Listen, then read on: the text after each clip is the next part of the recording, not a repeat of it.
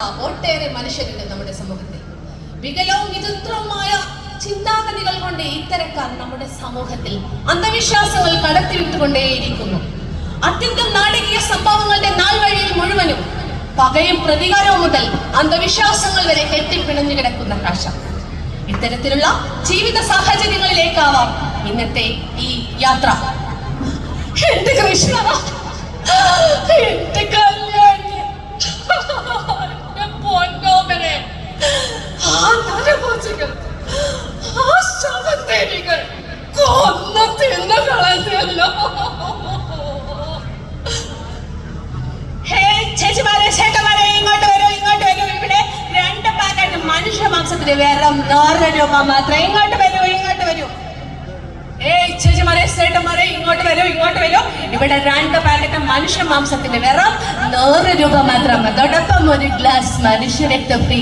വാങ്ങിക്കൊണ്ടു പോകുവിൻ, കുടുംബത്തിന്റെ ഐശ്വര്യം അങ്ങ് വർദ്ധിപ്പിക്കുവിൻ. കേട്ടില്ലേ? ഹേ മനുഷ്യരെ, നിങ്ങൾ സൂക്ഷിച്ചു കൊള്ളുക. നിങ്ങളുടെ ചുറ്റുമുള്ളവർ തന്നെ നിങ്ങളെ കൊന്നു തിന്നും. മനുഷ്യകുലത്തെ ഇല്ലാതാക്കും.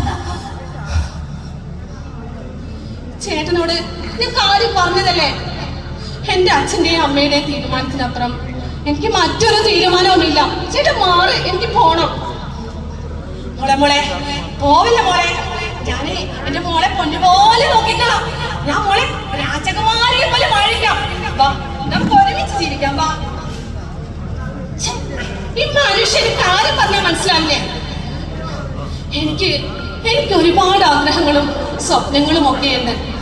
അതിനിടയിൽ പ്രണയം, കല്യാണം, ഞാൻ ഇതേക്കുറിച്ച് ചിന്തിച്ചിട്ട് കൂടിയില്ല. ഒന്ന് മാറി നിൽക്കൂ.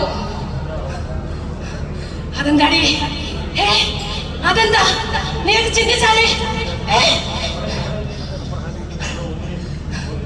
അതെന്താടി നിനക്ക് എന്നെ ഇഷ്ടപ്പെട്ടാലേ? അതെന്താടി നിനക്ക് എന്നെ കല്യാണം കഴിച്ചാലേ?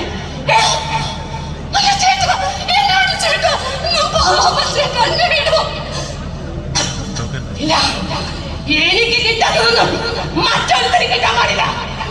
ഇന്നത്തോടെ തീർക്കപ്പെടുന്നു.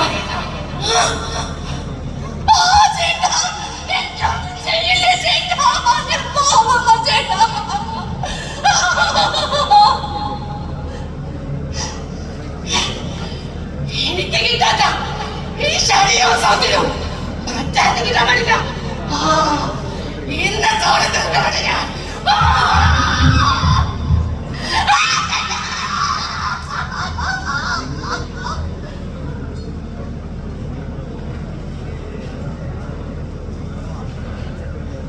നമസ്കാരം.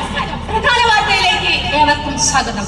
കഴിഞ്ഞയാഴ്ചയായിരുന്നു പത്തനംതിട്ടയിൽ 20കാരിയെ അതിദാരുണമായി കൊലപ്പെടുത്തിയത്. പ്രണയം നിരസിച്ചതിന്റെ പേരിലായിരുന്നു അവളെ കൊലപ്പെടുത്തിയത്. 2 ആഴ്ചക്കുള്ളിൽ കേരളം കേൾക്കുന്ന മറ്റൊരു ദുരന്ത വാർത്ത. കൊല്ലപ്പെട്ടത് 25കാരനായ അഖിൽ. കൊലപ്പെടുത്തിയത് താൻ ജീവനും സ്നേഹിച്ചിരുന്ന തന്റെ പെൺ സുഹൃത്തായ ഹരിപ്രിയയുടെ വിവാഹം മറ്റൊരാളുമായി ഉറപ്പിച്ചിരുന്നു. അതോടെ അഖിലിനെ ഒഴിവാക്കാനായി കഷായത്തിൽ വിഷം ചേർത്ത് നൽകുകയായിരുന്നു.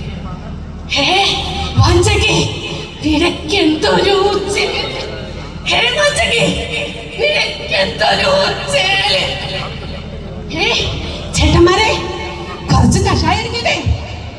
കഷായത്തോടൊപ്പം അങ്ങ് പരലോകത്തേക്കുള്ള ടിക്കറ്റ് ഫ്രീ ആണ്. ഞാൻ കല്യാണി അനാചാരത്തിന്റെയും അന്ധവിശ്വാസത്തിന്റെയും പേരിൽ നരബലിക്കിരയായ ജന്മം. എന്നെ അവര് കൊന്നു. എന്റെ അമ്മയ്ക്ക് ആരുമില്ലാതായി. ഞാൻ അനശ്വര, ഒരുപാട് സ്വപ്നങ്ങളും ആഗ്രഹങ്ങളും ഉണ്ടായിരുന്ന ഒരു പാവം പെൺകുട്ടി.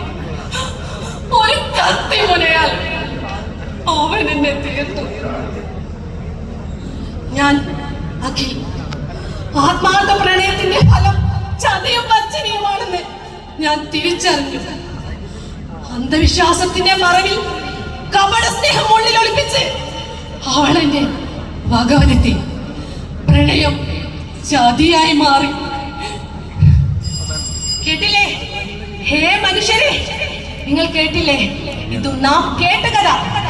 ഈ നാം കേൾക്കാത്ത കഥകളും കഥകളുമായി ഒട്ടേറെ ആത്മാക്കൾ ഇന്നും ഇവിടെയൊക്കെ ആരെയുണ്ടാവാം.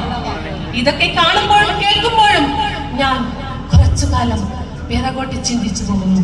അതെ, ആ മഹാമാരി കാലം, ആ പ്രളയകാലം, മനുഷ്യനെ തിരിച്ചറിഞ്ഞ കാലം, ജാതിയോ മതമോ അന്ധവിശ്വാസങ്ങളോ ഇല്ലാതെ ഏവരും ഒറ്റക്കെട്ടായി പ്രവർത്തിച്ചിരുന്ന ആ കാലം. ഇനി വരുന്നൊരു തലമുറയ്ക്ക് ഇവിടെ വാസം സാധ്യമോ? ഇവിടെ വാസം സാധ്യമോ? നന്ദി, നമസ്കാരം.